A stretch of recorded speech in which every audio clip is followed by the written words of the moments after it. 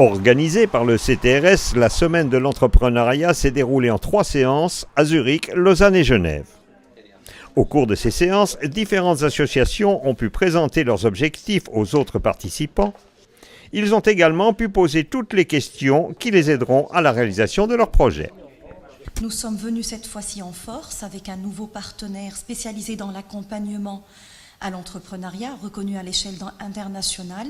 Il s'agit notamment du réseau Entreprendre qu'on va découvrir dans les présentations à venir.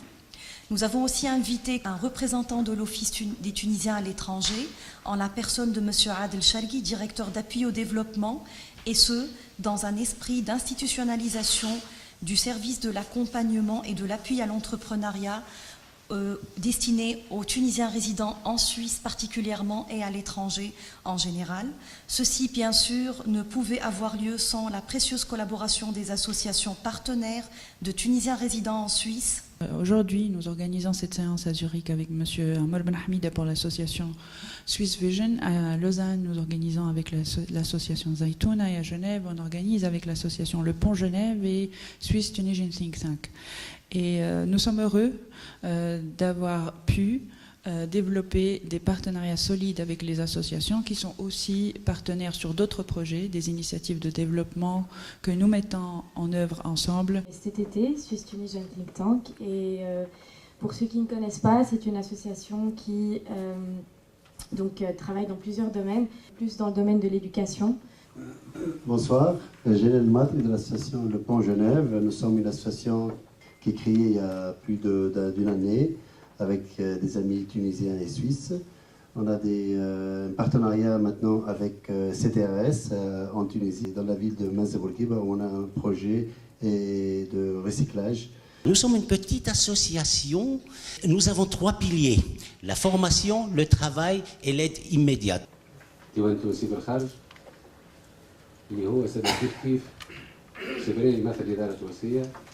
ولكن خدمته مخصصة أكثر للجالية التونسية بالخارج. على خاطر الجالية فتحنا مكاتب كوبيراسيون في ديوان تونسي بالخارج خاصة باش تخدم الجالية، باش تحثها أنها تجي تستثمر في تونس. عندنا بروجي مع الكوبيراسيون سويس، وهذا نستغل الفرصة باش نحيي سفارة سويسرا على وقوفها مع تونس. Les défis et les opportunités sont autres pour les Tunisiens résidant à l'étranger. Le premier défi qu'on a identifié est un défi un manque d'information. Parfois, l'accueil des institutions n'est pas chaleureux, donc on vous donne une brochure, voilà, c'est tout. Donc là, probablement, Blade Invest pourrait vous aider. Deuxième chose, le problème, effectivement, c'est le suivi. Vous habitez ailleurs, vous n'êtes pas en Tunisie. Vous devez avoir un suivi. Comment faire? Donc c'est pour cela qu'après un scouting d'interlocuteurs, on a choisi de travailler avec le réseau Entreprendre. Donc qui va assurer un suivi ponctuel, individuel et gratuit. Et on vous donne même de l'argent si vous le méritez. Le chaos. Donc je passerai la parole à Madame Shiraz Arfaoui, qu'elle va vous présenter le réseau Entreprendre et le dispositif Blade Invest. Le réseau Entreprendre, il a démarré en Tunisie en fin 2010 sous la houlette de Si Ahmed Abdelkefi. Donc Si Ahmed Abdelkefi, c'est Monsieur Tunisie Valeur, Tunisie Leasing, etc. Et le réseau Entreprendre Tunisie, il est membre d'un réseau Entreprendre international. C'est-à-dire que toutes les procédures et process qu'on utilise au réseau Entreprendre dans n'importe quel pays dans le monde où vous allez, ça sera le même processus partout. Dans quelques chiffres à l'échelle internationale, aujourd'hui, le réseau Entreprendre, il est présent dans 10 pays, plus 9, en Belgique, en Espagne, en France, en Italie, le Maroc, Chili, Portugal, Suisse, Tunisie et dernièrement le Dakar. Il a 94 implantations, plus de 5290 chefs d'entreprise et plus de 8800 lauréats. Donc ce monsieur, c'est le monsieur qui a lancé le réseau Entreprendre en France, c'est André Mullier. La famille Mullier, c'est ceux qui ont Decathlon, Auchan, Leroy Merlin. Donc Tunisie en quelques chiffres. Nous avons aujourd'hui plus de 185 membres dans l'association, plus de 165 lauréats du réseau, plus de 4000 heures de bénévolat et plus de 4 millions de dinars de prêts d'honneur. Nos implantations en Tunisie, nous sommes présents dans 6 régions, donc 7, Tunis, Bizerte, Sousse, Mahdeya, Sidi Bouzid, Sfax et Gabès. Donc ici, le parcours le plus important. Donc il y a un premier rendez-vous pour connaître l'entrepreneur, d'où lui est venue l'idée, est-ce que c'est par rapport à ses études ou à son hobby, ses motivations, d'où l'idée lui est venue, est-ce qu'il a seulement entendu ou est-ce qu'il a fait des recherches, et surtout s'il correspond à nos critères que je vais vous citer tout à l'heure, qui ne sont pas très difficiles. Et dans le cadre du programme Bledi Invest, le premier contact, ça peut se faire à distance, par téléphone ou via Skype. La personne n'est pas obligée de se déplacer en Tunisie.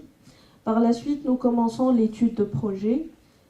Effectivement, dans le cadre de Bledi Invest, nous pouvons le faire à distance et prévoir, dès que l'étude elle est prête, nous pouvons prévoir avec lui des rendez-vous de validation avec des chefs d'entreprise.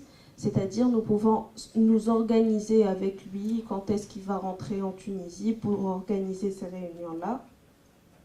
Et donc, ces 4 rendez-vous de validation, il va rencontrer des chefs d'entreprise qui vont le challenger un peu sur son entreprise, sur les différentes facettes qui entourent son entreprise. Dès qu'il passe les rendez-vous de validation, on passe par le comité d'engagement. Donc, c'est 6 à 8 chefs d'entreprise.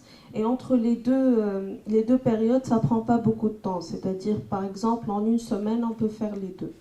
Ça ne vous prendra pas plus d'1 semaine sur place pour passer les rendez-vous de validation et le comité d'engagement. Donc, à partir du comité d'engagement, la personne devient lauréate ou pas.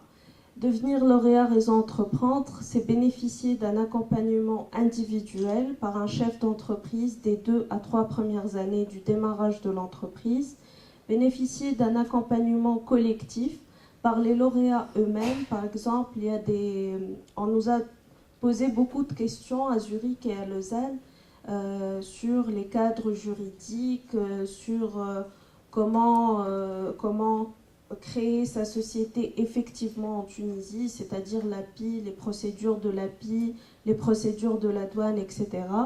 Donc dans ce cadre-là, nous organisons pour l'accompagnement collectif des séances avec nos membres qui sont experts dans le domaine ou parfois avec des amis, coachs, amis de l'association.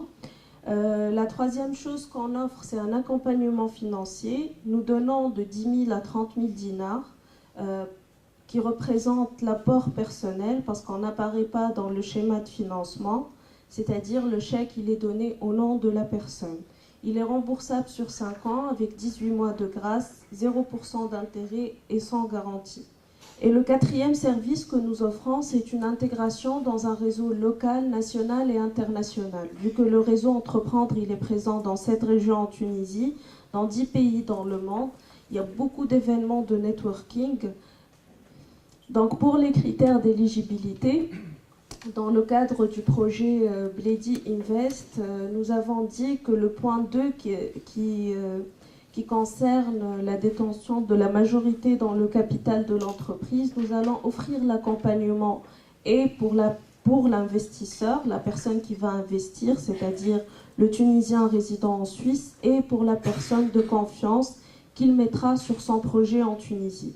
Parce que nous voyons que nous, généralement, nous accompagnons que le chef d'entreprise, mais là, vu qu'il y aura 2 personnes à la tête de l'entreprise, nous allons offrir l'accompagnement aux 2 personnes. Donc, que la personne, elle montre un réel besoin d'accompagnement. Le critère le plus important pour nous, c'est la création d'emplois. Comme vous avez vu l'histoire de l'association et le slogan « Créant des emplois pour créer des employeurs », donc nous demandons qu'il y ait 3 postes d'emploi permanents au démarrage au minimum et arriver à 5 ans, 10 postes d'emploi.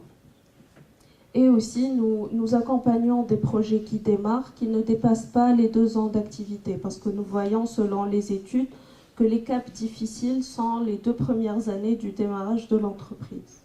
Moi, je fais des foutas en Tunisie et j'ai toujours le problème avec la production, le contrôle de qualité. Ce sont les deux choses qui me posent des énormes problèmes. Tu peux investir en Tunisie, pas avec ton argent. Tu peux par exemple passer par la banque tunisienne solidaire qui peut te donner des fonds pour acheter les machines et nous, on te donne par exemple le fonds de roulement pour travailler avec. Et tu pourras mettre une personne de confiance qui pourra contrôler la qualité.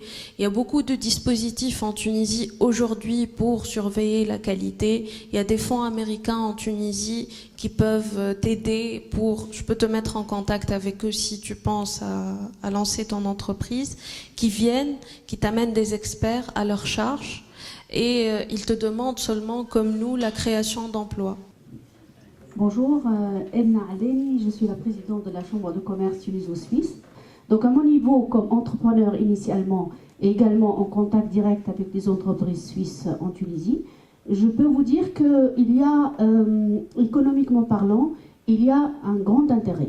Aujourd'hui, la Suisse, elle vit le problème du franc fort. La Tunisie, elle vit le problème inverse. Mais l'entreprise, la moyenne et la petite entreprise n'a pas vécu ce problème, simplement parce que le Tunisien qui a un travail, plus que jamais, le coût de la vie augmente parce que voilà, le dinar a chuté, il tient à garder son emploi. Donc réellement, concrètement, et là je le vis au sein de mon entreprise. Le jeune Tunisien qui a un emploi, il ne fait pas le difficile, il bosse. On a des atouts, il faut qu'on travaille sur la base de ces atouts pour faire avancer le pays. Et non seulement avancer le pays, nous aussi on avance. L'administration, elle est compliquée, parce qu'elle est compliquée. Mais il y a des gens, quand on va à l'administration, à l'API ou autre, qui cherchent malgré tout à nous trouver la solution. C'est la nature du Tunisien en lui-même. Donc à nous de prendre le positif de ce qu'il y a et faire de sorte à améliorer l'existant, parce qu'on est tous conscients de cela. Mais sachez aussi autre chose, c'est qu'on a des produits en Tunisie, on a des compétences, on a des ingénieurs. Moi je travaille dans le domaine de service. On a des ingénieurs qui sont des génies de l'informatique. On a des gestionnaires qui apprennent des outils. Donc n'hésitez pas, ne regardez pas le négatif, regardez le positif parce qu'il y en a réellement un positif. Je suis très contente quand je suis de passage en Suisse, mais je suis très contente de me lever le matin et aller travailler en Tunisie. Je suis un citoyen tunisien qui continue à militer pour les libertés, mais qui sait qu'aujourd'hui, tout, je dis bien tout, moi qui suis d'habitude optimiste, tout peut être remis en question si on ne résout pas la question sociale. Et quand on parle de question sociale, cela veut dire emploi, fournir des emplois, cela veut dire lutter contre la pauvreté, cela veut dire lutter contre la discrimination qui touche aujourd'hui des régions très importantes du pays.